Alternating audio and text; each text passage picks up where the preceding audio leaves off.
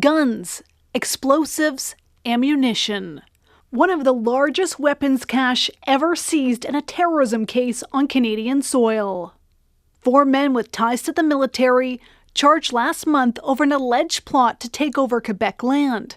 I can talk about the Army. In his first broadcast interview about the case, the Army's commander says incidents like this are causing self-harm. I think the soldiers of the Canadian Army should be as livid as I am about the impact that this is having on their reputation.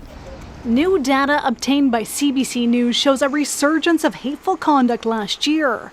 The Defense Department figures reveal that since the military cracked down on hateful conduct in 2020, the number of incidents dropped year after year, but then spiked again in 2024.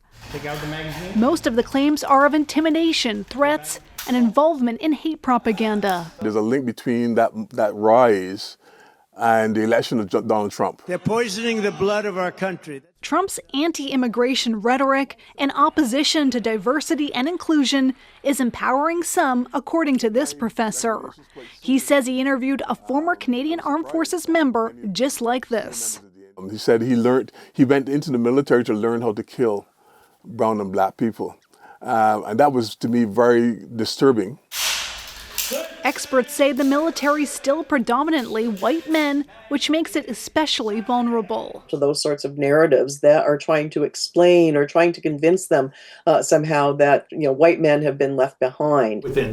Lieutenant General Mike Wright says hateful conduct must be rooted out. Something I probably shouldn't say on CBC, but pisses me off, is that the important work that the Canadian Army needs to do to modernize, our eye is being taken off that, our focus is being taken off that, so we can deal with completely unacceptable and inappropriate behavior. Lieutenant General Wright says he's touring bases across the country this month, and this is now the first issue that he plans on talking to the Army about. The military has made a series of changes in recent years, including now having a longer probationary period to try and weed out problematic new recruits. Ashley, what else do we know about how these cases are being handled? Well, Heather, the military often handles these incidents internally with its own administrative and disciplinary process.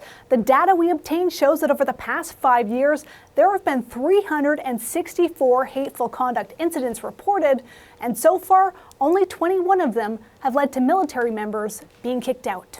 Ashley, thank you. Ashley Burke is in Ottawa.